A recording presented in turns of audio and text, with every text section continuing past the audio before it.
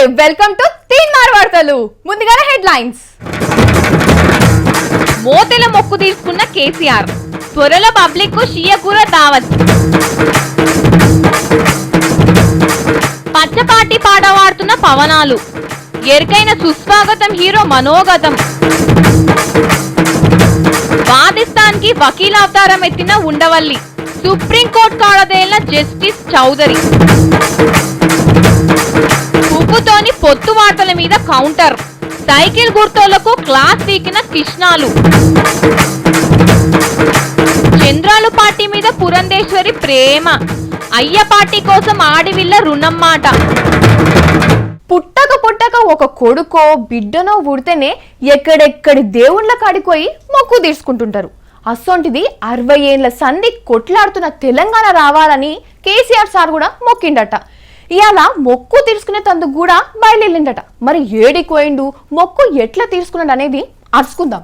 కానీ కేసీఆర్ సార్ ముందుగాలనైతే అన్న మాట నిలబెట్టుకున్నాడు. సరిగ్గా 13 ఏళ్ల కింద ఏ ఊళ్ళకెళ్ళైతే మట్టి ముడుపు కట్టుకొని పోయిండో, తెలంగాణ రాష్ట్రం తీసుకొచ్చినాక అదే మట్టి ముడుపు ఆడికే పోయి ఇప్పేసిండు. నిజామాబాద్ జిల్లాలున్న మోతే ఊరికి ఇప్పుడు కాదు, పార్టీ పెట్టిన కొత్తల పోతే ఆ ఊరోళ్ళు కేసీఆర్ సార్కు మద్దతు చేసి తీర్మానం చేసిండ్రట. ఎప్పటికి నీ ఎంటనే ఉంటాం, ఉద్యమంలో నీ అడుగెట్టేస్తే మేము కూడా అటే చేస్తామని ఇమానం తిన్నారట. అందుకే కేసీఆర్ సార్ గాలి మోటార్ వేసుకొని ఫామ్ హౌస్కి వెళ్ళి మోతేకి పోయిండు. అన్న మాట నిలబెట్టుకున్నా అని ముడుపు ఇప్పేసిండు. అన్నే అచ్చం సినిమాలైనట్టే అయింది కదా. ఏదో సినిమా హీరో మొక్కిన మొక్కు నెరవేరితే చేసినట్టు చేసిండు. కానీ ఆ ఊరోళ్ళు కూడా ఎంత సాతియొచ్చు సార్కు, అందుకే మరవకుండా ముడుపు చెల్లించిండు. అయితే ఇంకో ముచ్చట ఏంటంటే ఆ ఊరికి ముడుపు రూపంలో పెద్ద అదృష్టమే పట్టింది. మోతే ఊరోళ్ళు ఎవ్వలొచ్చినా సరేనట, వాళ్ళని కలుస్తూనే ఉంటా, ఎవ్వలన్నా రావచ్చు పోవచ్చు తినిపోవచ్చు అని కూడా వరం ఇచ్చిండు. ఇక ఇదిగాక ఊరోళ్ళందరితోటి వంట చేసుకొని ఒకనాడు తింటాడట. మోతే ఊరును మొత్తం బంగారు తునక చేస్తా అంటున్నాడు. అమ్మలు అక్కలు చెల్లెళ్ళకు పేరు పెట్టి పలకరించిండు, దండం పెట్టిండు. మోతే గ్రామం వాళ్ళు అర్ధరాత్రి అపరాత్రి ఎప్పుడైనా సరే, నేను ఏ స్థాయిలో ఉన్నా సరే మీరు నా ఇంటికి రావచ్చు, నా ఇంటిని ఉండొచ్చు, భోజనం చేయొచ్చు, మీకు ఏ ఇబ్బంది ఉన్నా ఆదుకుంటా అని చెప్పి ఒక ఆత్మీయ మనవి చేస్తా ఉన్నా. మళ్ళొక్కసారి ఏదైనా సందర్భంలో ఒక ఊరోళ్ళు మాత్రమే ఉంటట్టు ఊరందరికి నేనే భోజనం ఏర్పాటు చేస్తా. అందరం కలిసి తిందాం, అందరం మంచిగా మాట్లాడుకుందాం. ఎంతైనా కేసీఆర్ సారు మోతే ప్రజలకు ఇచ్చిన మాట నిలబెట్టుకున్నావు. మరి తెలంగాణ ప్రజలకు ఇచ్చిన మాట మిగిలే ఉన్నది, మరి అది కూడా బిరాన్నే చేస్తామని ఎదురు చూస్తున్నారు సార్. మరి ఏం చేస్తావో ఏమో. సినిమాలలో డైలాగులు చెప్పమంటే ఎన్ని టేకులు తీసుకొనైనా సరే చెప్పాలనుకున్నది చెప్తారు కదా. కానీ పొలిటికల్ మీటింగ్లో మాత్రం చెప్పాలనుకున్నది చెప్పకుండా చెప్తున్నాడు. ఎవలో ఎరకయ్యే ఉంటది. ఇంకెవలు కళ్యాణ పౌడి గారి వార్తే ఇది. ఈ సుస్వాగతం హీరో మనోగతం ముచ్చటేందో తెలుసుకుందాం. కళ్యాణ పవనుడు పార్టీ పెట్టింది ఆలస్యమే లేదు. పాలిట్రిక్కుల మాటలు బానే మాట్లాడుతున్నాడు. ఇక ఆనడమ హైదరాబాద్ లా 5 సుక్కల ఓట్ల మీటింగ్ పెట్టి గొంతు కూలబడెత్తిరి ఏం కూసిండు. కాంగ్రెస్ నిలగొట్టుర్రి, దేశాన్ని కాపాడుర్రి అని చెప్పిండు కదా. కాంగ్రెస్ హటావ్, దేశ్ బచావ్. సరే అన్నాడు.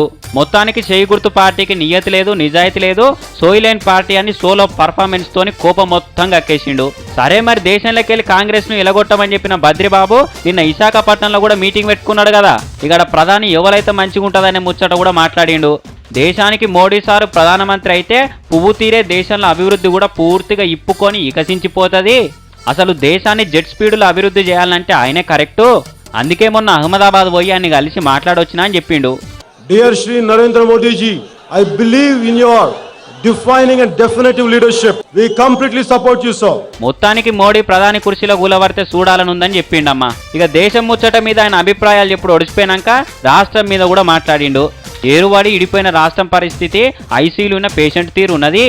జీవగంజి పోసి ఆదుకునే నాదునికే పట్టం కట్టుర్రి. మరి కొత్త రాజధాని ఎవరు నిర్మిస్తారో, ఎవరు సీమాంధ్రని అభివృద్ధి చేస్తారని మీకు అనిపిస్తే వాళ్ళకే ఓటేయరని కూడా చెప్పిండు. ఎవరైతే కొత్త రాష్ట్రాన్ని, కొత్త రాజధాని నిర్మించగలుగుతారని మీకు అనిపిస్తుందో అలాంటి పార్టీలకు కానీ అలాంటి వ్యక్తులు కానీ మీరు ఓట్లేయండి. ఈ మాట అంతరార్థం ఏందనేది ఓటకు లేని పోరగాళ్ళాడినా టక్కున చెప్పరా. ఎవరి దిక్కు పవనాలు గాలి ఇస్తున్నదని చంద్రాలు సార్కే కండ్లు మూసుకొని ఓటేయరని నోరు తెరిచి చెప్తున్నట్లేదా ఇది? సీమాంధ్ర రాజధాని మీద శాతాడంత ముచ్చట్లు అనాది కాలం నుంచి చెప్పుకొస్తున్న ఏకవీరుడు ఆయన్నే అనేది అందరికి ఎరుకున్న ముచ్చటే. ముందుగానే చంద్రాలు కూడా పవన్ గబ్బర్ సింగ్ సినిమాల కేవ్ కేక పాటను కూడా జనంత మార్చి ప్రసారానికి వాడుకుంటున్నారు. అంటే ఇండైరెక్ట్ గా ఈయన కూడా ప్రసారం చేస్తున్నట్టు కాదా? కానీ పవనాలు మొత్తానికి నీ ఇంటెన్షన్ ఏందో ఇంటర్వెల్ గ్యాప్ కూడా లేకుండా బిరాన్నే 70 mm చూపించుకున్నావు పో. అసలు నాకన్నా మేధావి మొత్తం మీద భూతద్దం వేసి వెతికినా దొరకడని ఫీల్ అవుతుంటాడు కదా చంద్రాలు సారు. ఈయన మేధావితనాన్ని నిరూపించుకునేందుకు అప్పుడప్పుడు అద్భుతమైన ప్లాన్లు కూడా వేస్తుంటారు.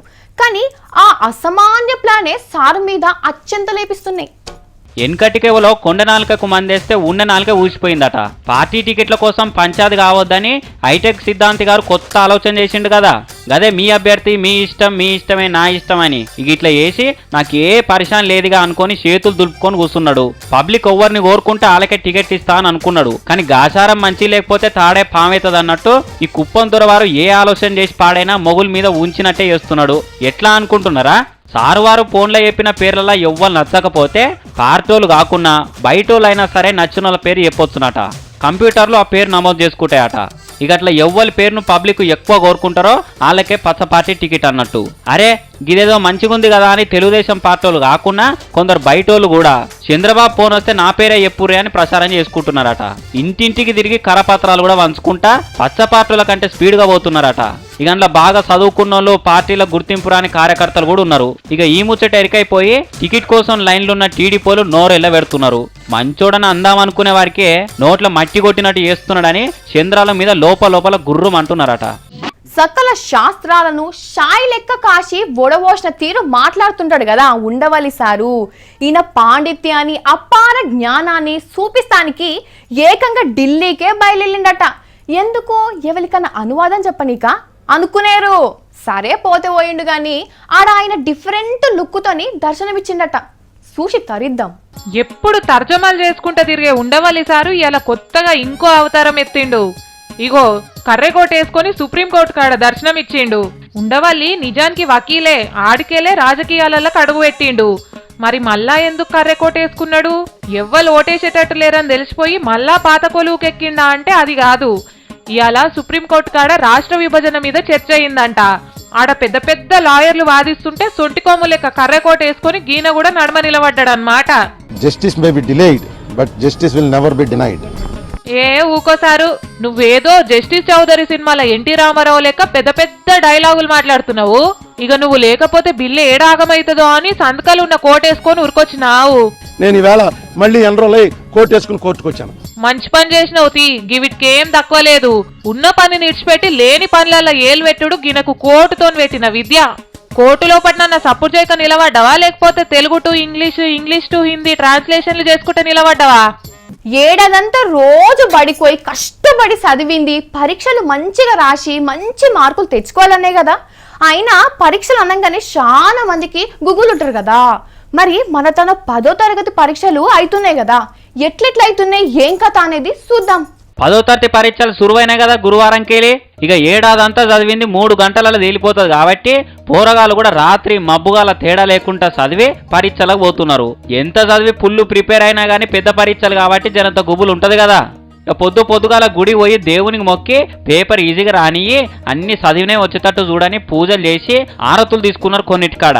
ఇక సెంటర్ల కాడ సందడి ఎట్లుందో చూడు రోపారి. ఏం టెన్షన్ పడకమ్మా, పక్కోళ్ళు ఎవరు అడిగినా ఆన్సర్లు చెప్పకు అని ఎంబడొచ్చిన వాళ్ళ అమ్మనైనా చెప్తున్నారు. ఇక సెంటర్ కాడి పోయినాక ఏ రూమ్లో పడ్డది ఏం కథ అన్నది ఎగబడి మరీ 1కి 2 మాటలు చూసుకున్నారు. ఇక గేటు తెరిచి పోరగాళ్ళు లోపడి పోయే ముందు ఒకరిని ఇట్లా పురాగా చెక్ చేసి పంపుతున్నారు. ఇక అట్టల మీద ఆల్ టికెట్లు వెనుక మొత్తం 2-3 మాటలు చెక్ చేస్తున్నారు. కానీ రాసేటోళ్ళ కంటే ఆడ బయట ఉన్న ఇంటోళ్ళకే ఎక్కువ టెన్షన్ అవుతున్నది. మొత్తానికి ఇట్లా అంతటా పక్కాగా రూల్స్ ప్రకారం నడుస్తున్నాయి 10వ తరగతి పరీక్షలు. మరి పరీక్షలు కూడా అందరు మంచిగా రాయాలని మా తీన్మార్ వార్తలకెళ్ళి ఆల్ ది బెస్ట్ చెప్తున్నాం. పొత్తుల ముచ్చట మీద పార్టీకో తీరు మాట్లాడుతున్నారు కదా. ఆ పార్టీలు మాతోనే పొత్తు పెట్టుకుంటారని వాళ్ళకంటే ముందుగాల వేరే పార్టీలే చెప్తున్నారు.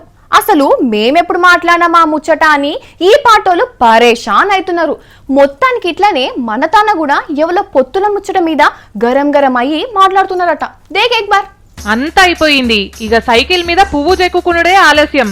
ఇద్దరు కలిసి ఎలక్షన్లలో జంట సవారీ చేస్తారని అందరికీ తెలిసిపోయింది. అందరూ మంచి క్లారిటీతోనే ఉన్నారు గాని పువ్వు గుర్తు పెద్ద మనిషి కిషన్ రెడ్డికే ఇంకా క్లారిటీ రాలేనట్టుంది. అసలు పొత్తున్నట్టు ఎవరు చెప్పారు మీకు? వాళ్ళెవలో మేమెవలో, మేమిద్దరం ఎట్లా కలుస్తాం అనుకున్నారు మీరు అన్నట్టే మాట్లాడుతున్నాడు కిషన్ రెడ్డి సారు. భారతీయ జనతా పార్టీ పొత్తుల విషయంలో ఇంతవరకు ఎక్కడ కూడా మేము మాట్లాడలేదు. ఇంట్లో పెళ్ళైతుంటే ఊరందరికి బొట్టు పెట్టి చెప్పినాక ఇంకా పిల్లగాడే నచ్చలేడు, ఏడ పెళ్లి ఏం కథ అని ఇంటి మనిషే మాట్లాడితే ఎట్లుంటది? గట్లనే చేస్తున్నాడు గీ కిషన్ రెడ్డి కూడా. అంతేనా? ఇంకేమంటాడు ఇనుర్రి? ఎవరి సలహాలు మా పార్టీకి అవసరం లేదు. మేమేం పొత్తుల కోసం ఏమీ తొందరపడ్డం లేదు, పొత్తుల కోసం ఏమీ ఎవరిని ప్రాధాయపడ్డం లేదు, ఆ అవసరం కూడా లేదు. మీ బోడి సలహాలు సజెషన్లు మాకు అస్సలు అవసరం లేవు. ఎవరితో కలవాలనో ఎట్లా కలవాలనో మాకు తెలుసు, మీరెవరు చెప్పని కానీ అడిగిన వాళ్ళ మీద కూడా ఎగురుతున్నాడు. మరి పొత్తు పెట్టుకున్నాడు ఈయనకు నిజంగానే తెలియదా అంటే నోటితో నవ్వరు జనాలు. ఈయనకు పొత్తు అంటే ఇష్టం లేకనే గిసుంటి మాటలు మాట్లాడుతున్నాడేమో అని కొంతమంది అనుకుంటున్నారు. కానీ ఏదేమైనా కిషన్ రెడ్డి సారు, నువ్వు ఇట్లా దొంగ మాటలు మాట్లాడు ఏం మంచిగా లేదు. ఓ దిక్కు మీ దేశ నాయకుడు ప్రకాష్ జవదేకర్ పోయి చంద్రబాబుతోని 3 గంటల ముచ్చట పెడుతుంటే నీకింకా పొత్తు సంగతి తెలియదంటే ఏంది సార్ ఇది? ఎవరు నమ్ముతారు? అనుకున్న పదవి రావాలని మొక్కని దేవుడు లేడు, తిరగని గుడి లేదు అని గోసల్లో పోసుకుంటారు కొందరు. కానీ ఒక ఆయనకు మాత్రం అదృష్టం గజ్జి పట్టుకున్నట్టే పట్టుకున్నది. మరి నక్కతోక దొక్కిండో రాత అడుక్కొచ్చుకున్నాడో తెలియదు గాని పదవి దానంతలదే వచ్చి ఒళ్ళవాళ్తున్నది. కొంతమంది చేసిన తప్పులు ఇంకా కొందరికి వరాలవుడంటే ఎట్లుంటదో ఎన్నడన్నా చూసిర్రా? సేమ్ అట్లనే అయింది బీసీసీఐ ప్రెసిడెంట్ సంగతి. ఇన్ని దినాలు క్రికెటోళ్ల ప్రెసిడెంట్ లెక్క శ్రీనివాసన్ అనేటాయన ఉంటుండే. ఇవాళ సుప్రీంకోర్టోళ్ళు ఆయన నిలగొట్టి పాత క్రికెటర్ లేడు సునీల్ గవాస్కర్ సారు గాయనని పెట్టిరు. ఇప్పుడు మన దేశంలో క్రికెట్ అంతటికి ఈ పొట్టాయననే పెద్ద అన్నట్టు. గా శ్రీనివాసన్ అనేటాయన బాగానే ఉంటుండే గాని ఆ నడుమ పచ్చాంగిలోళ్ళు గదే చెన్నై సూపర్ కింగ్స్ లో కొంతమంది ఆటగాళ్లు పైసలు తీసుకొని స్పాట్ ఫిక్సింగ్లు మ్యాచ్ ఫిక్సింగ్లు చేసిరని తెలిసింది. ఈ నల్లుడు కూడా ఏం తక్కువడు కాదు, ఫిక్సింగ్ కథలు అవి ఇవి బాగానే నడిపిండు ఆయన కూడా. ఇక గా టీముకు ఓనర్ కూడా గీ పెద్ద మనిషే అన్నట్టు. గన్ని కథలు పడ్డ టీముకు నువ్వే కదా ఓనర్వు, నీ టీములు ఏమైతుందో నీకే తెలియదు. గసుంటిది దేశం టీం నేం చూస్తావు? నువ్వు క్రికెట్ బోర్డుకు ప్రెసిడెంట్ ఉంటే మాకే సిగ్గనిపిస్తుంది. మస్త్ అయిపోయింది. ఇక దిగుగా కుర్చీలకెళ్ళి అని గినెని దించి లిటిల్ మాస్టర్ సునీల్ గవాస్కర్ ను కూర్చుండబెట్టిరు సుప్రీంకోర్టోళ్ళు. కానీ నిజంగా అందరూ పదవుల కోసం పడని కష్టం ఉండదు, మొక్కని దేవుడుండడు. కానీ సునీల్ గవాస్కర్ సార్కు ఉత్తగా కూర్చుండగానే పదవే ఎత్తుక్కుంటా మరీ వచ్చింది. అట్లా రాసిపెట్టున్నది సారుకు. ఇక ఏదైనా మంచి పనే చేసిరు సుప్రీంకోర్టోళ్ళు. మొన్ననే చెయ్యి గుర్తోళ్ళకి చెయ్యి ఇచ్చి పువ్వు గుర్తు సోపతి వట్టి కాషాయం కండువ కప్పుకున్నది కదా పురంధరేశ్వరమ్మ. సరే ఇద్వారు దాకా చెయ్యి గుర్తులతోని కలిసి ఉండి ఇప్పుడు పువ్వు గుర్తులున్నది కాబట్టి ఆ పార్టీ మీద ప్రేమ ఉంటది ఏమో అనుకోవచ్చు. కానీ ఇంకో పార్టీ మీద కూడా ఎక్కడ లేని ప్రేమ చూపించి వాళ్ళకు బంపర్ ఆఫర్ కూడా ఇస్తున్నదట. జీతం ఒకళ్ళ దగ్గర తీసుకొని పని పక్కోళ్ళకి చేస్తే ఎట్లుంటది? అట్లనే మాట్లాడుతున్నది పురంధరేశ్వరక్క. మొన్ననైతే కుడి చేయితోని పువ్వు కాడ పట్టుకునే కదా, ఇప్పుడు తొంట చేయితోని సైకిల్ హ్యాండిల్ కూడా పట్టుకొని గంట కొడతా అంటున్నది. తామర పువ్వు పార్టీ ఆదేశిస్తే పచ్చపాటి తమ్ముళ్ళకు కూడా ప్రచారం చేసి పెడతా అని అంటున్నది. ఇప్పుడు ఈమెనే తక్కువైంది ప్రచారం చేయనీకి. ఇన్ని దినాలు కాంగ్రెస్ నుండి ఆడ ఏం పెద్ద పని చేయకపోతివి, ఇప్పుడు పువ్వు గుర్తులనన్న ఏమన్నా కార్యాలయాలుగా పెడతావేమో అనుకుంటే పొయ్యి టీడీపోలకు ప్రచారం చేస్తా అంటున్నావు. ఏందక్కా ఇది? ఉన్న పార్టీకి పనిచేయ రాదు ముందుగాల ఆ వెనకసిరికి పక్క పార్టీల గురించి ఆలోచిద్దువు. ఎంత మీ నైన పెట్టిన పార్టీ అయితే గిట్లా చేస్తావు? నీకు నిజంగానే అభిమానం ఉంటే పోయి పచ్చ పార్టీలనే చేరనుంటివి. ఇప్పుడు నువ్వు పోయి పచ్చ జెండా ఊపకపోతే ఆడ తమ్ముళ్ళ ప్రచార రథం గదలదనుకుంటున్నావా ఏంది? ఆయనతో నువ్వు పోయి ప్రచారం చేస్తే ఆ పడే 2-3 ఓట్లు కూడా పడేయక్కో. నమస్తే. ఇక మోడీ సార్కు పోటీగా కేజ్రీవాల్ సార్ నిలబడిండని ఇద్దరు సై అంటే సై అని దూసుకుపోతున్నారని నిచ్చే వార్తలల్లా చూస్తున్నాం కదా. వీళ్ళిద్దరు కాకుండా ఇప్పుడు వీళ్ళకు టఫ్ కాంపిటీషన్ ఇచ్చేటందుకు ఇంకొకరు కూడా రంగంలోకి దిగిండ్రట. ఎవరో తెలుసుకోవాలనిపిస్తుంది కదా, ఇంకెందుకు లేటు చూసేయండి. తూ షేర్ హోతో మే సవా షేర్ అని మోడీకి సవాల్ చేస్తున్నాడినా. నువ్వు పేదోను అయితే నేను నిరుపేదోన్ని, నువ్వు పెద్దోను అయితే నేను అంతకంటే పెద్దోన్ని అని అంటున్నాడు. ఇంకేమంటున్నాడు అంటే నువ్వు షాయివాలా అని చెప్పుక తిరుగుతావు కదా, మరి నేను చెల్వాలాను అని అంటున్నాడు. చాల్వాలా అంటే మురికి వాడల బతికేటోళ్ళు అన్నట్టు. దమ్ముంటే గుజరాత్ ముఖ్యమంత్రి కుర్చీకి రాజీనామా చేసి పోటీకి దిగు, నీ సంగతి ఏందో చూస్తా అంటున్నాడు. దేశం మొత్తం చక్రం తిప్పుతున్న మోడీకే తలకాయ తిరిగేటట్టు చేస్తున్నాడు. అగో ఎవలీనా అని అనుకుంటురా? మోడీ నిలబడుతున్న వదోదరా నియోజకవర్గంలో కాంగ్రెస్ పార్టీ తరఫున పోటీకి దిగుతున్న పెద్ద మనిషి. గిన పేరు మధుసూదన్ మిస్త్రీ. ఇదివరకు 2 సార్లు కాంగ్రెస్ పార్టీ తరఫున ఎంపీ అయిండు. ఇక పోయినసారి ఎలక్షన్లలో ఓడిపోయినా గానీ కాంగ్రెస్ పార్టీలో రాహుల్ గాంధీ తాన మంచి పలుకుబడున్నోడే. ప్రధానమంత్రి కావాలంటే ముందుగాల ఎంపీ సీటు గెలవాలన్నాయే. ఇక అందుకే ఓ తాన కాకుండా ఇంకో తాన ఎట్లయినా గెలవాలని గుజరాత్లో ఉన్న వదోదరల, ఉత్తరప్రదేశ్ల వారణాసిలా ఇట్లా 2 జాగాలకెళ్ళి మోడీ పోటీ చేస్తున్నాడు. నువ్వు వీడిదాకా ఆలోచన చేస్తున్నావు, ముందుగాల నిన్ను ఎంపీగానే గెలవకుండా చేస్తామంటున్నారు కాంగ్రెస్ వాళ్ళు. అందుకే గట్టోళ్ళను చూసి ఇటు వదోదరలా అటు వారణాసిలా నిలబెడుతున్నారు. ఇంకో దిక్కు మోడీని గెలవనీయా అని కాళ్లకు బల్పం కట్టుకొని తిరుగుతున్నాడు షీపూర్ పార్టీ పెద్దసారు కేజ్రీవాల్. మొత్తానికి సాయివాలా, చాల్వాలా, కేజ్రీవాలా ఈ 3 వాలాలల్లా ఎవరు గెలుస్తారో చూడాలి మరి. రాజన్న బతుకుండంగా ఆయన నీడనన్న ఎవరికన్నా కనిపించకపోయేదేమో గాని ఆయన ఎన్నుకున్న ఒక మనిషి మాత్రం పక్కా కనిపించేది కదా. ఎవరు? గాయనే సూర్యుడు. ఈయన గురించి ఒక ముచ్చట ఉన్నట్టుండి ఇప్పుడు ఈయన ముచ్చట ఎందుకు వచ్చిందబ్బా అనంటే చూసి తెలుసుకోండి. గీనను గుర్తుపట్టినరా? అదే సూర్యుడు. రాజశేఖర్ రెడ్డి వెనక నిలబడుతుండే చూడు, గాయననే. ఇన్నేళ్ళు ఎటుపోయిండో ఏమో ఇగో ఇయ్యాల తేలిండు మళ్ళా. అది కూడా ఎందుకట ఎరికేనా? కూకట్పల్లికి వెళ్ళి పోటీ చేస్తాందుకట. మరి నాకు టికెట్ ఎవరు ఇస్తున్నారని అనుకోకుండ్రి. ఇంకా జనం నడుమ రాజన్న రూపంలో తిరుగుతున్న కేవీపీ రామచంద్ర ఇప్పిస్తున్నాడట. ఇప్పటికిప్పుడు ఈయన సేవలు జనానికి ఏం అక్కరున్నాయంటే ఈ అప్పటి అప్రకటిత ఐపీఎస్ గారి సేవలు కేవీపీకి అక్కరున్నాయట. మరి ఏం సేవలు, కేవీపీకి సూర్యునికి ఏం సంబంధం అని మాత్రం మమ్మల్ని అడగకుండ్రి. అగో అప్పుడు పైసలు పంచుకునుడు ఇది అది అంతా సూర్యుడు నోరొప్పలిచ్చి చూస్తుండగానే జరిగింది కదా. కేవీపీ రామచంద్రం ఎట్లా బేరాలు చేసిండు వచ్చేటోళ్ళు పోయేటోళ్ళతోని అంత మీకు ఎరికే కదా అని మళ్ళా అడగకుండ్రి సుమా. ఎందుకంటే అది కూడా మాకు తెలియదు. మాకెట్లా తెలియదు అంటే కేవీపీ గారు క్యాంప్ ఆఫీస్ లో బేరాలు చేసిండా, సెటిల్మెంట్లు చేసిండా అనేది మాకు ఎరకలేదు. లేకపోతే కేవీపీ జమ చేసిన పైసలు కార్లకి ఎక్కిచ్చింది సూర్యుడేనట అంటే అది కూడా తెలియదు. రాజన్న, కేవీపీ ఇద్దరు కలిసి చేసిన దొంగ పనులకు సూర్యుడే సాక్ష్యం అంటే ఇమానంగా అది కూడా తెలియదు. మరి సీట్ ఎందుకు ఇప్పిస్తున్నాడు సూర్యుని కంటే అది కూడా మాకు తెలియదు. వాళ్ళ నడమ ఏమన్నా సంబంధం ఉన్నదో ఏమో, లేకపోతే రాజన్న పోత సూర్యుడిని కేవీపీ చేతిలో పెట్టిండో తెలియదు. కానీ మొత్తం మీదనైతే కూకట్పల్లి మీద సూర్యుని కిరణాలు పడుతున్నాయి అంటున్నారు. దీంట్లో నిజమెంతనో తెలవాలంటే రాజన్న దిగి రావాల్సిందే. ఎందుకంటే కేవీపీ నోరు తెరవడు కాబట్టి. ఎవరన్నా జైలు ఉంటే వాళ్ళు బయటికి రావాలంటే జామీను అదే బెయిల్ ఇస్తుంటారు కదా. ఇట్లనే బెయిల్ ఇచ్చి కూడా అంత సింపుల్ ఏం కాదు, మస్తు కండిషన్లు పెట్టి ఇస్తారట. అట్లనే నిన్ని అలా ఒక ఆయన బెయిల్ కావాలని అడిగితే ఏమో రూల్స్ కండిషన్లు పెట్టిండ్రట. కానీ అవన్నీ ఇన్నాక మాత్రం ఇసోంటి కండిషన్లు కూడా ఉంటాయా అని పరేషాన్ అయినా. పబ్లిక్ సొమ్మును కోట్లు దోసుకునుడు, అందులోకెళ్ళే ఒక 50-60 లక్షలు ఖర్చు చేసి బయటకు వచ్చుడు, మిగిలిన పైసతోని జిందగీ భర్ బిందాస్ బతికేశుడు. ఇదే ఈ నడుమ చాలా మంది చేసే మోసం.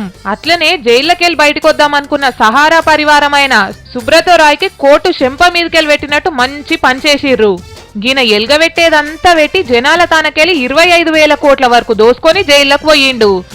ఇక బొచ్చెడున్నది కదా దోసుకున్న సొమ్ము, అందులోకెళ్ళే ఎంతో కొంత ఖర్చు చేసి బెయిల్ తెచ్చుకుందాం అనుకున్నాడు.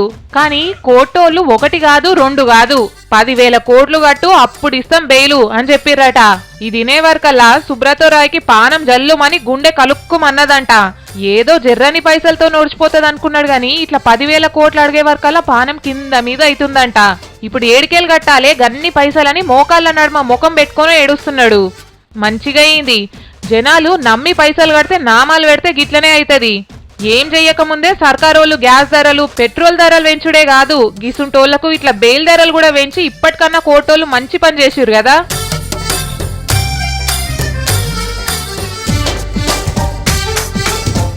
ఊళ్ళే పొంటి ఎన్నడూ చూడని జంతువులను చూడాలంటే ఏ జూ పార్కో పోవాలి కదా.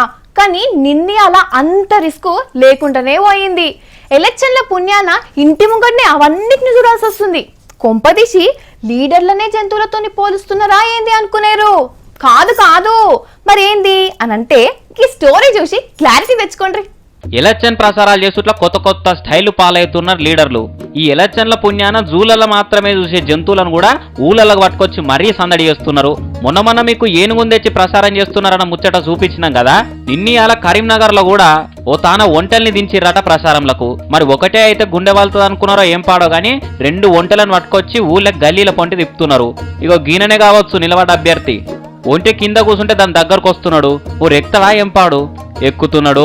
ఓ నిమ్మలంగా పైలం మరి ఎర్రటి ఎండకు నడిస్తే పెయ్యి అలిసిపోయి పానం ఆయపాయ అవుతుంది అనుకున్నాడో ఏం పాడో గాని ఇట్లా ఒంటె మీద కూర్చొని దండాలు పెట్టుకుంటా పోజులు ఇస్తున్నాడు. పాపం ఆ ఒంటె ఎంతసేపు అని మోస్తుంది నిన్ను?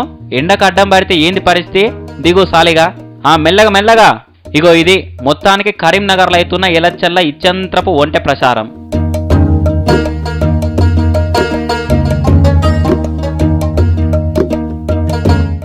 ఏదన్నా బ్రేకింగ్ న్యూస్ వచ్చిందని ఎరక కాగానే ఎంబటి టీవీ పెట్టి రెప్ప కొట్టకుండా చూస్తుంటాం కదా.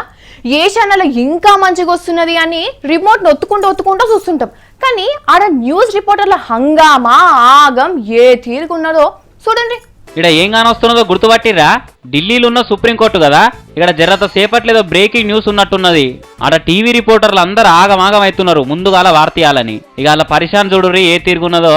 ఆడొక లేడీ రిపోర్టరు లాల్సీ తీరు అంగేసుకొని ఉన్నది, చెవుల ఫోన్ వైర్లు చదువుకుంటుంది. ఇక ఇట్లా ఆడొకలు ఈడొకలు దూరం విసిరేసినట్టున్నారు కదా. కానీ ఎవరు బిజీలు వాళ్ళు ఉన్నారు. అందరి చేతులలో మైకులు పట్టుకొని ఊపిరి బిగబట్టి చూస్తున్నారు. అంటే ఖచ్చితంగా ఏదో పెద్ద వార్త అయి ఉంటది. మరి ఆమె కెమెరాల సరిగా కానొస్తలేనట్టుంది. ఇంకా జనంత అసుంట జరగని చెప్పగానే ఇట ఇంకా జనంతనా అని జరుగుతున్నది. ఇప్పుడు ఓకే, ఏ దబున ఫోన్ తీసుకోరి, ఎవరన్నా అవతల ఛానల్లో ముందే వేసేస్తారు వార్త. ఎకరం ఎర్ర ప్లేట్ వేసి మనమే ముందు చూపియాలని ఫోన్లలో చెప్పుకుంటున్నారు. ఎక్స్క్లూజివ్ మన ఛానల్ అనే రావాలని ఇంకో ఛానల్లో ఆగం. గిడోలో బట్టతలని వచ్చిండు గమనించిరా? ఆడున్న నల్లంగా ఆయన మైకు కింద పడేసిపోతున్నాడు. ఆయన రాగానే ఏదైనా అర్జెంటు పని పడ్డది కావచ్చు.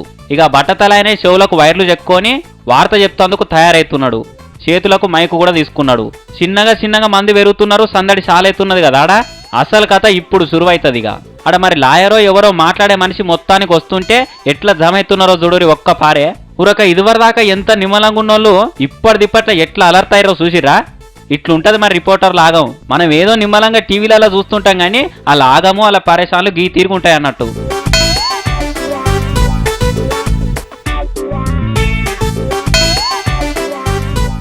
ఉగాది నాడు కొత్త పంచాంగం విని ఇంత పచ్చడి తిని ఏడాదంతా మంచిగుండాలని గుడికి పోయి మొక్కుతాం కదా.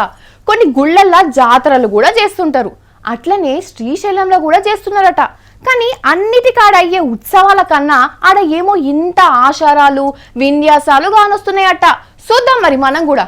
ఉగాది పండుగ రాబోతున్నది కదా, మరి కొత్త సంవత్సరం ఉత్సవాలు అన్ని ఊళ్ళల్లో అన్ని గుళ్ళల్లో జోరుగానే చేస్తారు. చాలా గుళ్ళల్లో మస్తు తీర్ల జాతరలు కూడా అవుతాయి. కానీ శ్రీశైలంలో అయ్యే జాతర చిన్న జాతర కాదు, చిన్న సందడి కాదు.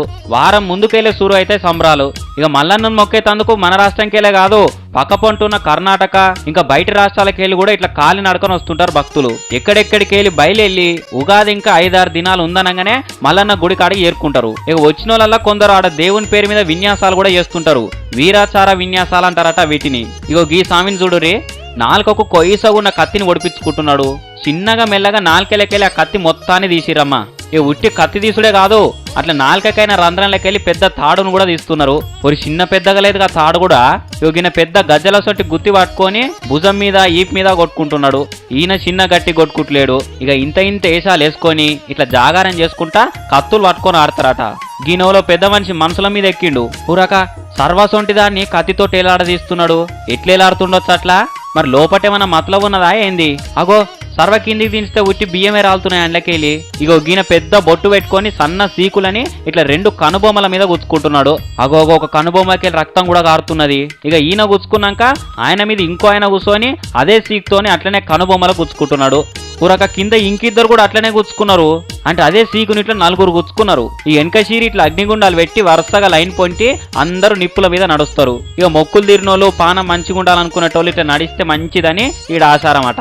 కానీ ఇలా విన్యాసాలు చూస్తుంటే మనకు భయమవుతున్నది. కానీ వాళ్ళు మాత్రం ఇట్లా భక్తితోని చేస్తూనే ఉంటారట.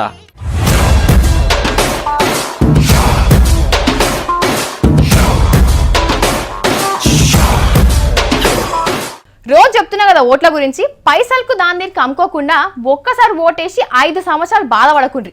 ఇది ఇలాంటి వార్తలు చూస్తూనే ఉండండి V6.